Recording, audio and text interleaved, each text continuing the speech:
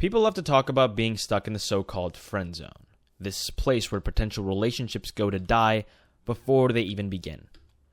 But the truth is, the friend zone as you know it is not real. It's fugazi, fugazi, it's a wazi, it's a woozy, it's a fairy dust. It doesn't exist. As Matthew McConaughey just said, this is all just fairy dust. It doesn't exist. But before I go deeper into this, today's task is to move all of these cows and animals to a bigger, better farm that I'm going to make down there so that I have, well, more food. You're going to get eaten, little buddy. In any case, the friend zone as you know it is not a real thing. If you're friends with a girl or a guy, whatever you fancy, I'm going to go with girls for this example, and say you ask this girl out after being friends with her for many, many years, and you decide that you like them a little bit more than just friends, but they don't share the sentiment. People will go and say, oh, she put me in the friend zone, she just wants to be friends, whatever, this and that. But there's one thing that's wrong in that entire sentence, and that thing is that the person you asked put you in the friend zone. That is all false. They did not put you in the friend zone. No. You put yourself in the friend zone. Now, bear with me with this because it's very important that you distinguish the difference, okay? The friend zone is not something anyone can put you in other than yourself. You have to get there by acting friendly, by being friendly. You have to treat people like friends to be placed in the friend zone. So the next time you ask yourself, why did Melissa put you in the friend zone? Ask yourself this. Were you being her friend? Were you pursuing her as a friend, or were you pursuing her as a potential partner, a boyfriend, a girlfriend, whatever? Why were you pursuing Melissa? Okay, or how, rather, were you pursuing Melissa? And when you sit and ponder that for a second, you're going to get a couple of answers that you probably don't like, okay? Because you might realize that, oh, shit, I wasn't actually pursuing Melissa as a potential partner. I was pursuing her as a friend, as someone who is going to be there for her when she's crying and, have a tea party with her or a play date or something like that. That's why you're in the friend zone, my friend. That is why Melissa sees you as a friend, because you yourself are treating her as a friend. I'm going to let that sit with you guys for a second. You yourself are the one putting yourself there. So you might say, okay, smartass, then since I'm putting myself there, how do I get myself out of it? Well, that's a great question, Johnny boy, and let me explain something to you. If you want different results, you need to try different methods, okay? As I believe Albert Einstein once said, the definition of insanity is doing the exact same thing over and over and expecting different results. You can't keep pursuing your romantic interests the way that you have if you want them to actually see you romantically. You have to treat them as non-friends. You have to treat them as acquaintances that you find attractive, okay? When you change that mindset, that mentality, you'll see that things become a lot more clear. For example, let's say you and Melissa have been best friends for many, many years. You and Melissa have memories, experiences, all these fun things, but Melissa is just not interested in you. She's not interested in being more than just friends. And of course you know this because you have gone up to her already and expressed your feelings and said, look, I want you to be my girlfriend. I have feelings for you. And she says, I'm flattered, but I'm sorry. I see you as a friend. So at this point, you're going to have to make a very difficult decision. Do you want to maintain that friendship? Or do you want to actually make it a relationship? And when I ask this question, I genuinely mean it. You can't just say that you want to make it a relationship because you're going to have to take some drastic measures to make that a relationship. Now keep in mind, there's a very big chance that you will lose a friend by trying to do this. I'm not guaranteeing that your relationship will go unscathed if you pursue this route, okay? But the truth is, you don't want a friend. You want Melissa to be your girlfriend, okay? You want Melissa to be your person. But she can't be your person and your best friend. Or rather, she can't be that in the way that you've outlined it for her. And once again, this is for both men and women, okay? This works both ways. So, okay, you wanna calm down, pal? Yeah, that's right. Take that knockback, you baby zombie. Oh my God, I hate those things. As I was saying, you have to make that decision. You have to make the decision of potentially losing a friend to gain a girlfriend or a boyfriend or whatever. So, if you've decided that it's not worth it to do it no matter what, then that's fine. But you don't have to watch the rest of this video. But as I suspect, most of you are not going to just give up that easily. So, what should you be doing? Because Melissa might like the way you treat her. Melissa might like the way you are a friend to her. She might like the fact that she can call you up and tell you about her problems with other boys or girls. And she might like that you're dependable and all this stuff. And she might like all these things about you to the point where she even says, damn, I wish I had a boyfriend or girlfriend that's like you. And that's like the biggest kick in the head. Okay, that is the most annoying, frustrating thing that someone you're romantically invested in or romantically rather interested in can say to you. Because you're like, why can't it just be me? Well, it can just be you. Okay, it can just be you. But in order for it to be you, you have to employ what I like to call the free trial boyfriend method. Now, you might ask, what does this mean? Well, a free trial boyfriend is basically someone that is doing all the boyfriend activities, all the boyfriend responsibilities without actually being in a committed relationship with the person he's interested in. Okay? You're sitting there doing all these things like being on late night calls and being there for her when she needs you all the time and dropping everything to be the knight in shining armor. You're dependable, you're being good, you're treating her like your mother told you to treat her, you're treating her like people treat each other in movies and stuff, and it's all fun and dandy until it hits you that she only likes you as a friend because of that. But the funny thing is, she actually likes all these attributes about you. That's why she is your friend. That's why she likes you. But she doesn't want to date you. She just likes having that attention. She likes having a person who she can just have at her disposal whenever she wants. And of course she does. Why wouldn't she? It's the same way that a golden retriever would treat its human. We love it, right? We love it because they're giving us attention and they're so happy to see us and all this fun stuff. And this is exactly where you employ the trial method. After you've asked her out, after you've explained to her what you want, she's not giving you what you want. So you're not going to give her what she wants anymore, okay? She's not going to get the boyfriend package for the friend price. So her free trial of having a boyfriend is over. You're not going to be at her beck and call. You're not going to spend every living moment with her. You're not going to answer her every single time when she's having problems and this and that and wants to vent to you. And you're never, ever going to entertain conversations that have to do with, oh, this guy I'm trying to date is giving me issues and why isn't he responding to me? You're never going to entertain those conversations. You will either switch the subject or you're going to straight up just say, oh, I'm sorry, I have something to do.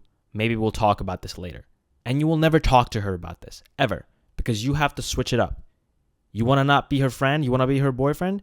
You have to not act like a friend. You have to not give her any of that stuff. If she wants all these things, if she really wants to maintain all these things, she has to make a commitment to date you. Because I'm sure that nobody else gets this treatment from you. I'm sure that this is the only person that you're willing to basically sacrifice time and effort into for no results. Because let's think this is your other friend. Let's call him Bob. And you're not romantically interested in Bob. Do you spend the amount of times and sleepless nights talking to this guy? Do you sit there and listen to all of his relationship problems 24/7 or, lack of relationship problems? You probably don't. Because you probably don't want to hear all of that because you don't want to date him. You don't really care that much about him, okay? But you do care about Melissa like that. So you're going to treat Melissa like you treat Bob on a consistent basis. It might be a little bit hard to do in the start because you're, like I said, moving away from the friend category and going into the, more than friend category. You're trying to do more. Or rather, you're moving out of the best friend category and you're going into the acquaintance category, I guess. So when you put yourself in this acquaintance category, you will find that things are very different. You'll find that you don't spend as much time with this person, even though you might want to. And things are going to be annoying for a bit. And you're also not going to be totally happy about this because, like I said, you like this girl. You want to talk to her. You want to be with her. And now that you have all this extra free time and you're not spending as much time with this Melissa, you're going to spend time with your other friends. And you might even find yourself spending time with other girls, other women that you might not necessarily have to like romantically. And those girls you can basically just be friends with. You can go kind of friend zone, but you might also benefit from being flirty with them. Seeing them as more of a potential partner as well. Now, of course, you don't want them to be your partner, but, practice makes perfect. If you flirt with more women, you'll get better at flirting with them and you'll get better at getting yourself out of this friend zone. And you'll see how that dynamic changes because they won't look at you as Michael, their best friend. They're going to look at you as, oh, Michael, I kind of like him. He's cute, or he's funny, or he's interesting, anything of the sort. And once you start giving other girls attention and those girls reciprocate that same attention back, Melissa is going to see this and, of course, get jealous because She used to get all of that attention from you, and now she's not, and she wants that attention back. So she's going to now try and figure out a way to get it back, or she's just not going to be bothered. If she's not bothered, chances are she really doesn't care that much, and she even doesn't care that much that you're her friend. And if that reigns true, like you're confirming that reigns true, then you might actually want to consider flirting with these other women for real and talking to them for real, because I don't think Melissa is going to really ever be that into you. But once again, this is case-by-case basis. Take everything I'm saying with a grain of salt in terms of how she feels, because every person is different. So anyway, Melissa gets jealous, and she's getting even more pissed off now, to the point where she might even call you out about it and say, why are we not hanging out? Why are you hanging out with Anna so much? And you might say, oh, sorry, I've made some new friends and I've spent some more time with them. And we can hang out more, say tomorrow, say next week, or even make specific plans, like force it to be a planned thing because you're more busy now. And even if you're not even necessarily that busy, just do that and see how different, again, the tone gets. Now, she's going to be even more annoyed, and she might not even really say anything about it past that point because it's going to hurt her ego, especially if she knows that you like her, right? Especially if she knows after that you've asked her out that you want to be with her, and she kind of holds that card. She's going to start now thinking, wow, does he even like me anymore? Like, what's going on? And I have a personal story with that. That actually happened to me. Okay, that actually very much happened to me, where I friendzoned myself with a girl. And I started saying, okay, you know what? I don't care. I'm going to start pursuing a different girl because you're not worth my time if you're going to just be my friend. Because I didn't want her as a friend. I wanted her as something more than a friend. And I showed that to her by, not responding to as many messages, not going out with her as much, not wanting to hang out with her as much. And she got livid. To the point where she started saying to certain friends that I was fake because, I showed my true colors and what I really wanted. And to that, I will say now, yes. Those are exactly my true colors. That is exactly what I wanted. I was only interested in you romantically. I was not interested in being your friend. And there's nothing wrong with that, by the way. People stigmatize that. It's like, oh, you show your true colors. It's like, oh, you only want to date me. You don't want to be my friend. You don't really care about me. Well, those don't have to be mutually exclusive. I can care about you, but not want to be your friend. Okay, can you get out of here? Yeah. That's what you get, kid. So anyway, back to, there are monsters nearby. Please tell me another one didn't spawn under this thing. Bro, what is it? Why is this a spawn point? All right, here's what we're going to do. We're going to put a torch here, okay? And then we're going to just yoink. I'm nuts. Did I not knock him over? I didn't knock him over. Who are you? Okay, we're going to have some issues, aren't we? So back to Melissa. She's annoyed, okay? She wants to get that attention back. She wants to do X, Y, and Z. And what you're going to do is you're going to keep going out with your other friends. You're going to keep talking to other women. You're going to keep leveling up with your hobbies, your gym subscription, whatever you're doing. And you're not going to completely stop talking to her, okay? You're not going to go no contact. But you're going to talk to her more casually. You're going to be less close with her. Maybe you'll even try and flirt with her once in a while. But not too much. Give her just a little bit of the attention, because, after all, her trial has ended. And by this point, the tides have drastically turned in your favor, because she's going to be thinking about you now. You're going to be in her head rent-free, and she's going to question so many things and so many changes, and for once, you're going to be the one that she talks to her friends about. Why is Mike not talking to me that much anymore? And, he's talking to this bitch Alyssa, who's not good enough for him. And slowly but surely, she's now starting to see you in a different way. She's starting to see you as a romantic partner. She doesn't really have that idea of you being her friend that much in her head. She's kind of pissed off that now she can't really have you in that same way. She might have even developed the notion in her head that if I can't have him, nobody can. And this is going to build and build and build until one day she can't take it anymore. She's going to send either the text or she's going to say in person to you, we should talk. Now from this point on, there is no return. From this point on, Melissa has made a decision. Melissa has either decided that she doesn't like you anymore, she doesn't want to be your friend, and you're in her head and you can't be bothered and she's pissed off and she hates you. This is where you basically lose the friend. Because she doesn't want a friend like you. And that's basically what you're going for. This is the risk of this method. Because even though she might be thinking of you in a different way, as more of a potential romantic partner, as more of a person that's not best friend material, it doesn't always mean that she has a positive notion or she has a notion that she still wants to date you. She might not want to date you still. That is a possibility, and I'm going to warn you about it now before you come at me later and say, I lost my best friend and I don't even get a partner out of it. But the other side of this coin is that Melissa might come around. She might actually say something along the lines of, look, I miss you. I want to talk to you more. What can we do? What has changed? Why are you treating me differently? And this is where you're going to be completely honest with her. You're going to say to her, I don't want to just be your friend. I want to date you, okay? I want to be in a relationship with you. I'm not going to treat you like you're my girlfriend without you being my girlfriend. And the exact words and the way you say this might differ a little bit. You might even choose to be more flirty about it if she's not as serious. But be honest with her. Just say to her, I don't just want you as a friend because I can't just have you as a friend. And from that point on, she might be willing to try. She might be willing to try for a relationship. Because through you not being around her as much, through you not being her shoulder to cry on, she might have actually developed romantic feelings for you and entirely changed her view on you and want you back in an even bigger way now. Because as they say, absence makes the heart grow fonder. And you might not love this, by the way. You might not love the fact that you're doing this to this person, but this is truly the only way. This is truly the only way to actually get what you want here. Because the truth is, if you stay friends with her long enough and don't do anything about this friendship, you're going to get really hurt. Okay, you're going to get really hurt when she eventually finds a boyfriend or a girlfriend or whatever she's interested in of her own. And you're going to stop being friends with her anyway, because the reality is, and you're going to realize, is that you didn't want to be her friend. You wanted to be her boyfriend. And trust me, it's 10 times worse to do that. It is 10 times worse to go from being friends to being not friends because of them getting into a relationship. Because then you can't even do anything about it. You can't actually do the acquaintance thing that I'm talking about right now, this child boyfriend method. And you might say, well, that's fine. I guess I'll just be friends with her and just be her best friend. And boy, are you in for a ride. Because the same thing I've just been describing of pulling away and being less close to her is going to happen from her side now. Because now her time is going to be taken up by this new boyfriend. You see what I'm putting down here?